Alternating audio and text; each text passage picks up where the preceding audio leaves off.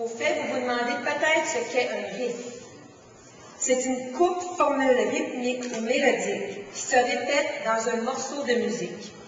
C'est en quelque sorte un code musical qui remonte à l'arrivée des premiers esclaves venus d'Afrique au début du XVIIe siècle, qui ont apporté avec eux en Amérique leur rituel, leur musique et leur danse.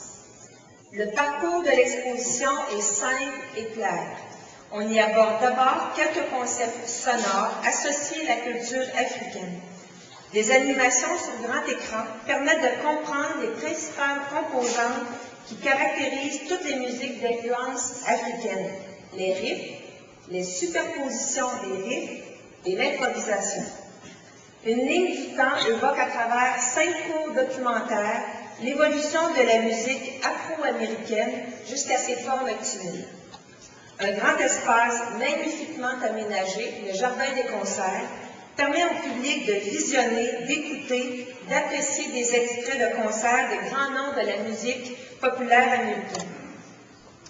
Une exposition sur la musique ne peut que laisser une large place à l'audition. Au cours de sa visite, le public pourra entendre, entre autres, de la musique traditionnelle africaine, des musiques latines et plusieurs grands classiques de la musique contemporaine américaine, de Benny Goodman à Elvis Presley, en passant par Jerry Boulez. L'exposition donne aussi à voir des objets dans une soixantaine d'instruments de musique africaine traditionnelle, de musique latine, ainsi que les premiers instruments de jazz. Nous avons intégré des éléments de notre propre collection pour illustrer le propos, et aussi vous pourrez voir l'orgue de Jerry Boulez que nous sortons pour la première fois de la résidence.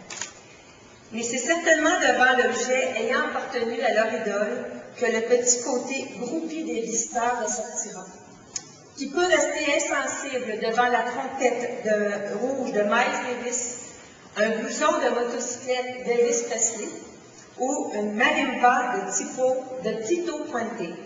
On peut contempler leurs objets tout en écoutant des pièces de leur répertoire. Que le musée a été grandement inspiré en réalisant l'exposition Riff quand l'Afrique fait vibrer les Amériques. Elle est à la fois magnifique à voir, agréable à entendre, divertissante et informative, et vous le verrez, vous sentirez même les riffs quand vous serez assis dans le jardin des concerts. On y parle des origines africaines de la musique américaine. Alors, si vous voyez dans l'exposition un djembé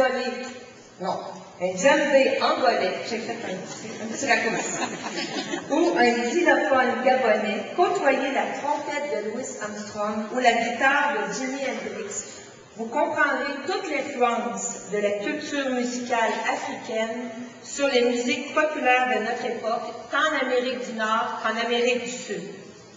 Jumelant histoire, ethnologie et musique, Riff raconte des sons et des images dans une scénographie tout simplement épatante. Un fabuleux volet de l'histoire de la musique, mais aussi de l'histoire sociale de l'Amérique, à partir de l'esclavage, de l'affranchissement et de l'affirmation des Noirs aux États-Unis et ailleurs en Amérique.